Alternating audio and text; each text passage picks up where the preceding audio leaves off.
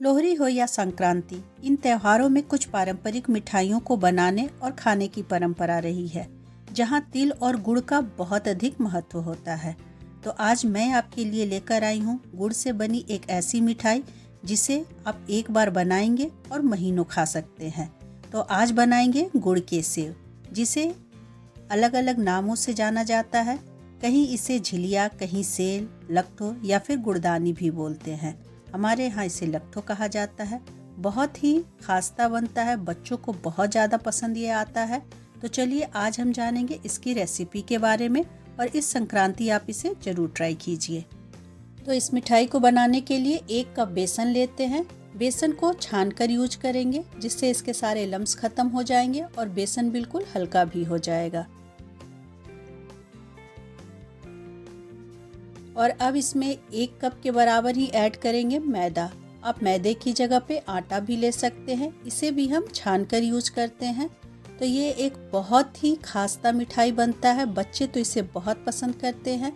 आप इसे कभी भी बनाकर खा सकते हैं, सर्दियों के दिनों में ये और ज़्यादा फायदेमंद होगा। तो अब इसमें 1/4 हम बेकिंग सोडा डालेंगे और 1/4 के करीब इसमें नमक डालते हैं। मोयन के लिए यहाँ पर 3 से 4 बड़े चम्मच तेल मिलाएंगे।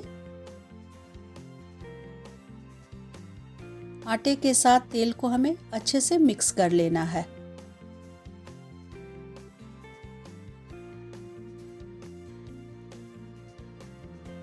इस तरह से इसे मिला लेते हैं। आटा जो है वो बिल्कुल भुरभुरा हो जाए और मुट्ठी से बांधकर हम इसे चेक कर लेते हैं। इस तरह से जब आटा बंधने लगे, इसका मतलब कि ये परफेक्ट हमारा गुड़दानी के लिए आटा तैयार है।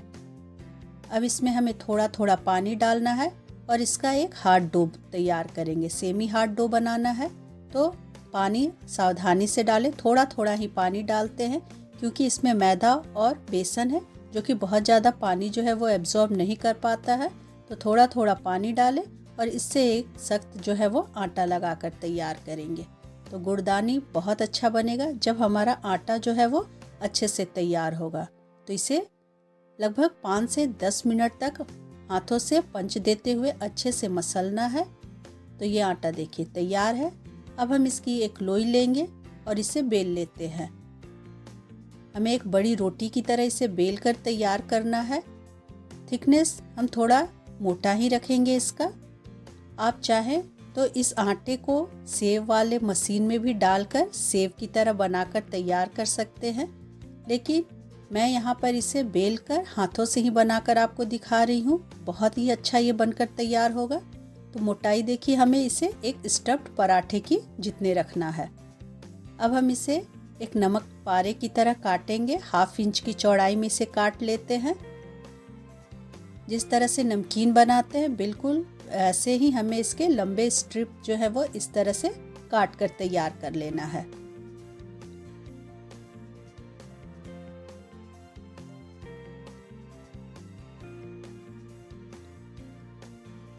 अब एक स्ट्रिप उठाते हैं, हथेली पे रखेंगे इसे और इस तरह से हम इसे रोल कर देंगे, तो ये बिल्कुल गोल हो जाएगा। तो सभी स्ट्रिप को हथेली पर इसी तरह से हमें गोल कर लेना है। इसके जो 4 पेज है बस उसे ही हमें ख़त्म करना है, तो ये बिल्कुल दिखने में अच्छा लगेगा। आप चाहे तो इसी तरह इसे काट कर भी फ्राई कर सकते हैं, तो बहुत जल्दी ये काम हो जाता है। आप चाहे तो सेव वाले मशीन में भी भरकर आटे को सेव जो है वो मोटे वाले छेद की तरफ से बनाकर तैयार कर सकते हैं।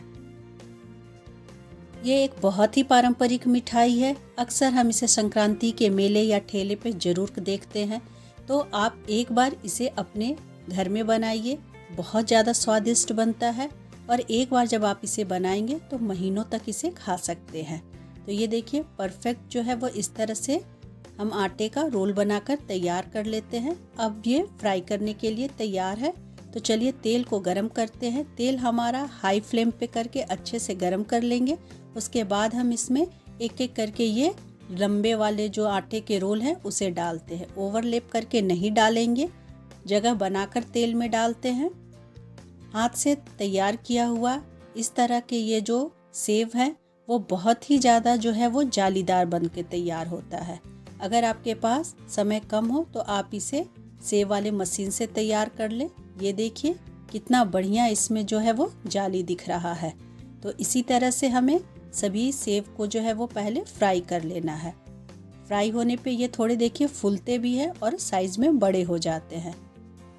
तो लो फ्लेम करके अब हम इसे फ्राई करेंगे गोल्डन ब्राउन होने तक।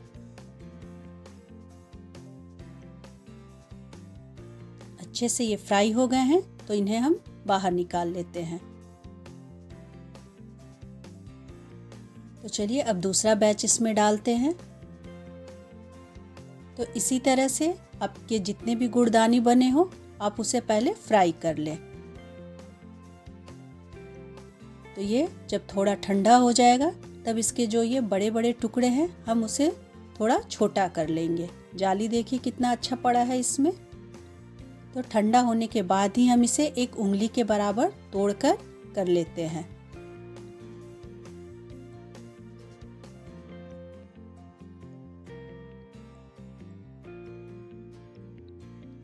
इस तरह से देखिए सारे जो है वो लट्ठों को हम थोड़े छोटे छोटे टुकड़े में कर लेंगे।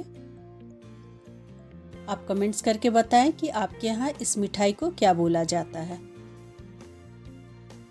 तो चलिए अब हम इसका जो है वो चाशनी तैयार करेंगे। तो इसके लिए हम गुड़ लेते हैं। 1 कप के बराबर हम इसमें गुड़ डालेंगे।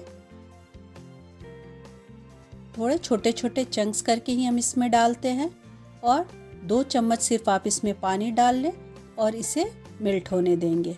लगातार हम इसे चलाते रहेंगे, नहीं तो फिर ये जल जाएगा। तो मीडियम फ्लेम करके इस गुड़ को हमें पिघलाना है। जो बड़े बड़े चंक्स है उसे हम इस तरह से तोड़ लेते हैं तो ये जल्दी तैयार हो जाएगा। थोड़ी ही देर में देखिए ये गुड़ जो है वो एकदम से पिघल जाता है।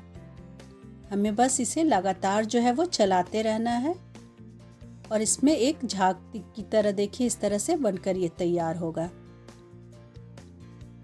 तो हमें 2 तार की इसकी चाशनी तैयार कर लेनी है।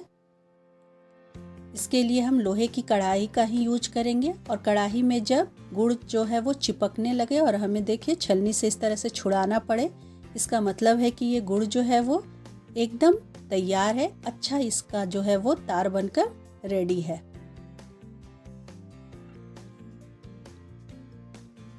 तो अब हम इसमें सारे जो है वो सेव डाल देते हैं और ये प्रोसेस जो है वो बहुत जल्दी हम करेंगे, नहीं तो ये एकदम से जो है वो गाढ़ा हो जाएगा। थोड़ी देर में जो है वो अच्छे से गुड़ जो है वो सेव के ऊपर कोट हो जाता है और एक आपस में ये बिल्कुल जमा हो जाता है। तो हमें जो है वो छलनी से इसे अलग करते रहना है।